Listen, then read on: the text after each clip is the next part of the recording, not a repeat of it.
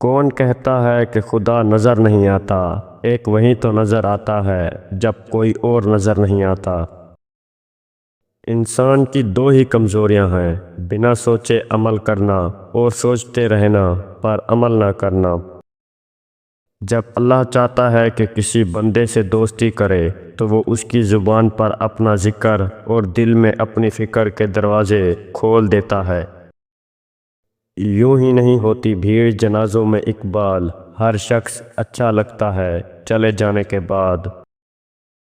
ہمیشہ اخلاق سے بات کرو، کیونکہ انسان پر سب سے زیادہ مصیبتیں اس کی اپنی زبان کی وجہ سے آتی ہیں۔ ہر عبادت کا پتہ نہیں ہوتا کہ وہ قبول ہے کہ نہیں، مگر درود شریف ایسی عبادت ہے جو ادا ہوتے ہی قبول ہو جاتی ہے۔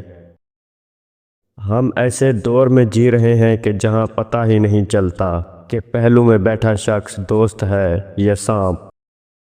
اولاد کے لیے جو بھی چیز گھر میں لاؤ تو سب سے پہلے بیٹی کو دو۔ برے سلوک کا بہترین جواب اچھا سلوک، اور جہالت کا بہترین جواب خاموشی ہے۔ جس سے حد سے زیادہ محبت ہو اس سے اتنی ہی نفرت بھی ہو سکتی ہے، کیونکہ خوبصورت شیشہ جب ٹوٹتا ہے تو وہ خطرناک ہتھیار بن جاتا ہے۔ جو دوسروں کے لیے جی جائے وہیں زندگی کارآمد ہے۔ اپنی خامیوں کا احساس ہی انسان کا کامیابی کی طرف پہلا قدم ہوتا ہے۔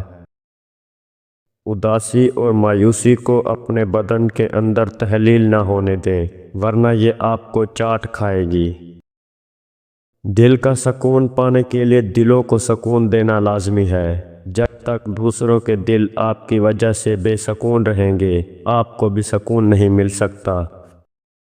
دنیا میں کوئی بھی پاک اور مکمل مخلص نہیں ہے۔ اگر آپ لوگوں سے ان کی چھوٹی چھوٹی باتوں کی وجہ سے بھاگتے ہیں تو یاد رہے کہ آپ ہمیشہ اکیلے رہیں گے۔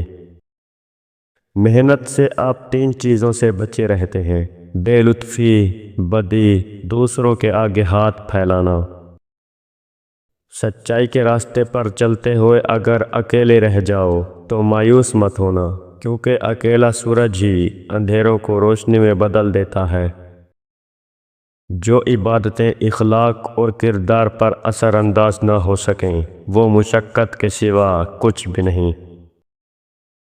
آج کے زمانے میں لوگ سوچ تو بدلنا چاہتے ہیں لیکن صرف دوسروں کی۔ خوش رہنے کے لیے بے وقوف آدمی سے ہمیشہ دور رہیں۔ اپنے ذہن کا استعمال نہ کرنا اور دوسروں کی مرضی پر چلنا محتاجی کی علامت ہے۔ جب دولت قریب آتی ہے تو خواب میں 5 چیزیں ظاہر ہونا شروع ہو جاتی ہیں۔ خواب میں ہاتھ سے آگ اٹھانا، سر کے بال کٹے دیکھنا، پہاڑ دیکھنا یا پہاڑ پر چڑھنا، مچھلی دیکھنا یا مچھلی کھانا۔ خواب میں تخت دیکھنا دولت کے قریب آنے کی یقینی نشانیاں ہیں۔